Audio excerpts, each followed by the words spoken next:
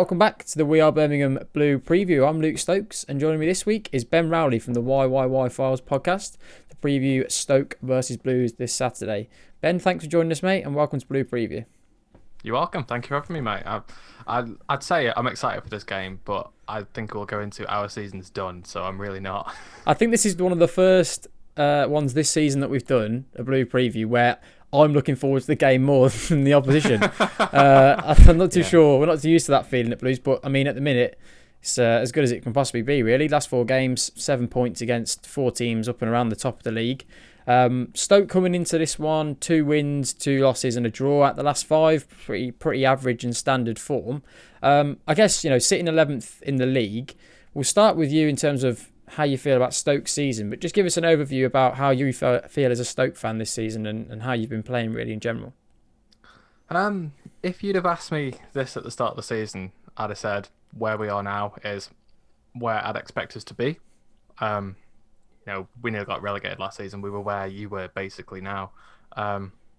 So to be, we're not pushing for playoffs anymore. Our season's done, as I say, but probably that was up until about 4 games ago. So 10 games to go, we were in around playoffs, and that's not too bad. So it's good progress. However, at the start of the season, we were well in the playoffs. And since Tyrese Campbell's injury, we've looked not as good by a long, long stretch. We won so many games at the start of the season, and we really, really tailed off. You mentioned 2 wins in the last couple of games. It's got to be about 5 in 15 wins for us. It's been a bang average season at best. I think we've got as many losses as we have wins, and draws are very similar too. We've been the definition of a mid-table team, but not throughout the course of the season. We started very well, so it's disappointing in hindsight, but I'll take it. It's progress overall. Yeah, Lee Bowyer said today in his press conference that, Michael O'Neill won't be letting Stokes players stop, and, there's 6 games to go and the playoffs are not out of sight yet. But I think the gap's 11 points now for you guys, and I'm guessing from your point of view there, you just touched on it. You're probably thinking that's our season done now, well safe of the bottom. Like you said, at the start of the season, you would have taken that based on last season, but then due to the start, slight disappointment that you haven't been able to just push through those last 10 games and really mount a challenge for that. What has life under Michael O'Neill been from a Stoke fan's point of view? I mean, you had a couple of strange seasons, you had Nathan Jones in there, Gary Rowett for a bit. What sort of Michael O'Neill brought to Stoke, and how you find him as your manager? To give a bit of context, the last 5 years on the whole have been dreadful. From being 9th in the Premier League for the last 3 years before that 500 is talking about now, we've dropped like a stone. We've dropped probably 30, 40 places in the Football League. That wasn't good enough by the amount of money we spend, the amount of investment we have, and the players we had, and some of the managers we brought in as well. They all tried to make Stoke City into something that they're not. And O'Neill's taken us back to basics. That sounds really daft, and I'm assuming with Lee Bowyer and for you guys, you can relate to that right now. Yeah. But it's something, things as simple as playing the right players in the right positions. People like James McLean were playing left back for Nathan Jones, and it just wasn't working. But O'Neill's taken the players and said, look, if you're hungry and you're good enough, you'll play in your position, your preferred position. And it's as simple as that. There was no politics over how much you cost or how injured you were or how young you were, which is what it seemed to have been for a large part of our time under people like Rowett and Jones and Lambert. And it's been great, the progress that O'Neill has made, considering that we were near bottom of the league and now we're nowhere near that, is fantastic. However, I think his flaws this season, particularly over the last couple of months, are starting to come to the fore. Not massively. I still think he's the right bloke, but just things like I don't think his substitutions are always bang on. I think he's fell into the trap that every manager is starting to fall into, and that he thinks that players like Joe Allen are going to save us. Spoiler alert, he's not. We've won so many more games without him than we have with him this season, and yet when he's fit, he plays. And again, I'm sure that's something with people maybe like San Jose, I don't know, that you guys can relate to. Yeah.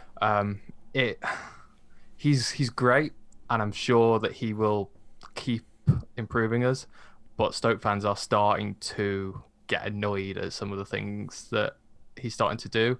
But I guess he's been given time for the first time in quite a while, so Yeah. I don't mind that so much. No, it's interesting what you say, mate, there about playing people in the right positions and just getting back to basics. I think the positions thing maybe not so much with Blues, with Karanka. We tended to play players in weird formations and not really out of position, just not really suiting the players that we had. And Lee Bowyer's sort of come in and really changed that. Just by simple things like playing two strikers up front, Luka Šuković with a partner, and in his first game he goes and scores against Reading for us, and simple things like that where the players are just getting back to basics. And after the last 4 games, we've looked incredibly well organised and a completely different team to what we've seen for the first 30 odd games of the season. Again, the thing about you saying about players and Joe Allen, people like that, Karanka sort of had that. It was strange sometimes, the sort of players he's bringing on. San Jose was one of them. Where we needed goals, he sort of was turned into players like that. Adam Clayton, another who we haven't really seen much of in the last few months due to some of his performances.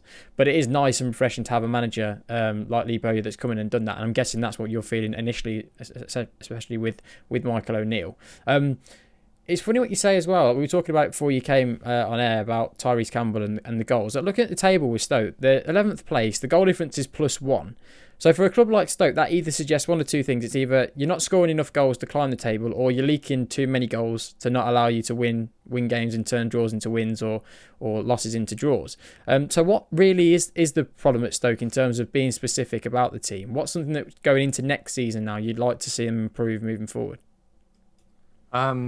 Out of defence and attack you mentioned there, the former is absolutely fine. I think we've kept 19 clean sheets this season, which is pretty much half the games, and that is unheard of in the last 5 years for us. That is really remarkable. We've had some great goalkeepers. I think we've played 4 or 5 this season in the league, but then we've had some great defenders too. Harry Souttar's really come to the fore. People like James Chester have stepped up. Danny Bart stepped up as well. But going forward, we've really lacked. Tyrese Campbell was... I personally think we're going any championship team this season. Even teams like Norwich would certainly benefit from having him in their starting 11. And we lost him pretty early on, October, November time for the season. And we lost so much mobility with precision in front of goal. We've got people like Stephen Fletcher who seem to be really good in front of goal. He's scored a lot of goals when he's played. Trouble is he's been injured too. And then we've got people like Jacob Brown, who's getting better, I will admit. James McLean, Robbie Matondo, Jack Clark, all good dynamic players, but with no eye for goal, I'd want to say, as much as people like Tyrese or Fletcher did. Don't even get me started on Sam Vokes. We don't have enough players like a Nick Powell, someone who's like 26, 27 and in their prime. It's either we've got someone at the age of 20, 21 and they're really raw and they need to hone their game in, or we've got players that are 30, 31, 32 and they're just on the decline. They know where the back of the net is, but their athleticism's just gone. Nick Powell's our top goal scorer with 12 goals, and I think that says enough. We don't have enough players like him to be able to push into that playoff position. It's interesting what you say there, because I was looking at the stats before we came on, and like you said, Nick Powell's on top with 12 goals, 3 assists. Then you've got Stephen Fletcher with 9 goals, 5 assists. And then you've got Tyrese Campbell, who hasn't played since before Christmas, on 7 goals and 5 assists. First of all, that just shows how well he was doing in the early parts of the season. But also now, you've got the difference of, like you said, defensively very solid, but it's going the other way where the issues sort of seem to come in for Stoke. And on that point, going into the game on Saturday, who would you say that the players that Blues fans should look out for Stoke coming into this one? You touched on Jack Clark there, who I've always thought was an interesting prospect, but he's not seemed to have done it in the last couple of seasons. He was on fire at Leeds. Is any players like that? Jacob Brown, another one who's very highly rated, of course, coming through, another young lad with potential. Who should we be looking out for on Saturday that could potentially cause us some problems? Certainly not Jack Clark, because he's got to go back to Spurs after being injured, so that was unlucky. Hmm. But Jacob Brown seems to have hit a bit of form. So I imagine he will play up front, which is good because it's a bit of pace, which we've been lacking, I'd say, for the majority of this season, apart from Tyrese. Harry Souttar's been immense at the back. He's certainly team of the season for the championship contender. He's been magnificent for a 22, 23-year-old. So athletic, so powerful, and his distribution is great too. Adam Davis, his clean sheet record or ratio is fantastic this season. Even though he's only played, I want to say 20 odd games through injury, he's missed out quite a bit.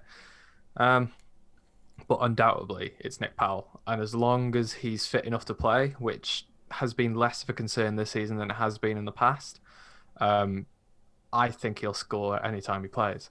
And it's about time we've had a player like that.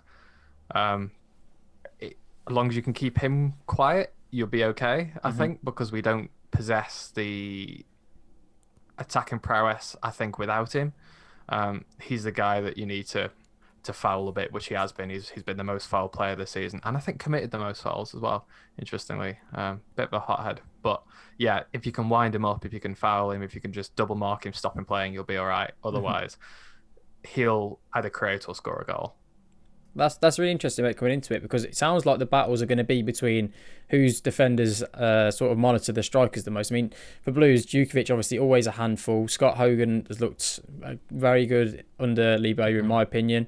And then at the back for us recently, we've played teams like Reading with Lucas Shaw. You know, who else have we played? Swansea with Jamal Lowe and Ayew, and they've been kept really, really quiet by our centre halves, Harley Dean and Mark Roberts, which you wouldn't have said a couple of months ago was possible. But all of a sudden, the last 3 games under Bowyer, like I said, they've been really organised, and that's been the case. So I think, like you said, Souttar and Powell are going to be the ones which probably decide the game for Stoke, and then the other way for Blues, maybe a Djukovic or a Harley Dean at the back for us, stopping Stoke moving forward. On to players specifically, mate. Is there any team news coming into this from a Stoke point of view that could potentially impact your performance? I mean, from Blues' point of view, John Terrell got injured against Brentford, but everyone else is pretty much fit and ready to go. Ivan Sanchez coming back into the squad, hopefully, after nursing a hernia injury recently. But from a Stoke point of view, is there any notable absentees? Oh, quite a few. We've got a few out for the season, but that's been the case for a couple of weeks now. St. Lucas is coming back, which is good. He won't be match fit, I'm sure.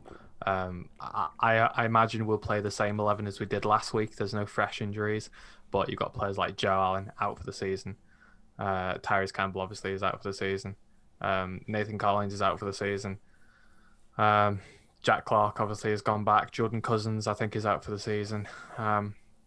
Anyone that wasn't in the squad last week certainly won't be playing this week, and vice versa. I don't think there's any doubts coming in from the last game. I think we lined up Davis, Smith at right back, Souttar, Bart, Chester, Norrington Davis at left back, Obi McCall and Thompson in midfield, with Nick Powell at the tip of the diamond, I suppose you could call it, with Fletcher and Brown up front. I imagine that's what we'll line up as. I'd be very surprised if I see anything else, to be honest. We just don't have the players.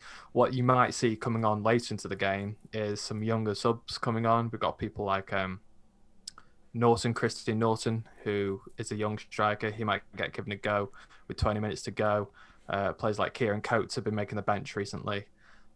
So in terms of team news, nothing really new, but don't be surprised if you see a couple of kids coming towards the end.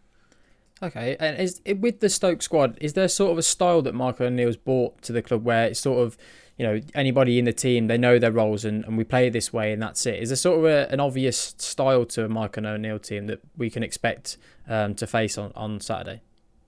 No. I say that because O'Neill's very much a manager who will adapt to the other team. Yeah. And it's worked for the most part. I guess it'll be difficult in this case because Bowyer's not had very many games with you. He'll only be able to maybe look back at Charlton and see what he did there, see if there's been any changes in the last couple of games with you. He certainly likes to be direct, not in the sense of a long ball necessarily. He can play like that, but certainly tries to play a bit more fast-paced if possible, if we got the players to do so. But with the three at the back, five at the back, you know what you're going to get. It's going to be defensively solid and trying to break. And I can't see that going any other way, really. If we're able to get a foothold in the midfield, fantastic. We might try and get a bit of possession, but you won't see any slick passing, I don't think. You certainly won't see us backs to the wall, I don't think, in this game. It'll just be trying to be resolute in all areas. Well, to be honest, mate, it sounds like it's going to be a very tight game going into it. The five at the back, I think we'll probably go with. Bowyer's liked it at Charlton and he's liked it in his first few games with us. We've got some good results with that, so I can't see him changing too much there. So with that in mind then, just to finish off this week's Blue Preview, mate, how are you feeling for a score prediction moving forward into Saturday's game?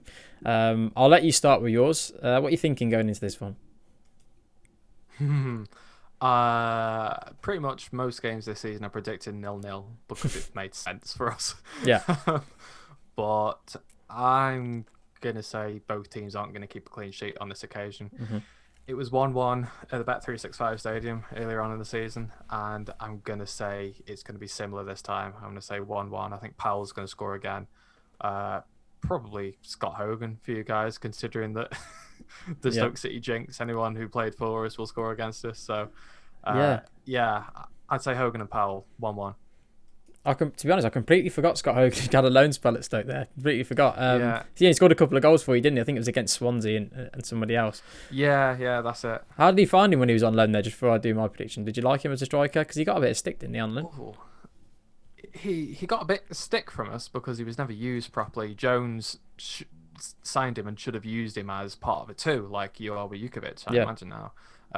With players like Sam Vokes, Lee Gregory, he signed those players to play as a target man to Hogan's more in behind player. He never used him as such. He always played him up front on his own, and I know that you guys have been frustrated with Scott Hogan up front on his own. Yeah. So that's absolutely. Yeah, that's why we weren't a fan of him personally. But yeah, I think I could see a partnership with him and Jukovic blossoming pretty quickly. Yeah, I hope so, mate. I hope so, coming into it. I think, for me, I can see us scoring. I can't see us keeping a clean sheet. For some reason, I think we're going to be a bit more expansive this week, and maybe we've got through the spell of four tough games in respect of those teams being in the playoffs, and Bowyer might try something a little bit more offensively minded this week, which might leave us a little bit open. I think Hogan will score as well. I'm going to go for a 2-1 Blues this week. Like I said to you before, this is probably the most optimistic I've been compared to an opposition fan this season, so hopefully my prediction obviously comes in from a Blues point of view, but I think they'll be more open than the games we've been in recently, and it'll be a good one to watch, I think, for the neutral. I think it'll be an interesting game. Thanks so much, Ben, for joining me this week, mate. It's been an absolute pleasure to have you on. I really appreciate your time, and all the best for Saturday's game. Yeah, and you, thank you very much for having me. I normally say with Stoke games, don't bother watching this one, but you guys are going to be on the edge of your seat for the rest of the season, for sure. So all the best. I hope you guys stay up, because you are a very much local away day for me personally, so I do hope you stay up for next season. But yeah, all the best for Saturday, despite obviously beating us. But yeah, all the best. I hope you stay up. Appreciate that, Ben. It's very kind of you. And like I said, I don't think there'll be many games where we're not invested in this one towards the end of the season. Now it's every point matters for Blues. But that's been great. It's been great to chat to you this week, and looking forward to Blues Stoke on Saturday. If you haven't already, give the We Are Birmingham podcast a listen. There's a new episode this week from Chris and Matthew. Get involved in the prediction league as well. We'll have that up and running this weekend again, and the table at the top of that is looking tight, just like it is down the bottom of the championship. Until next week, though, keep right on.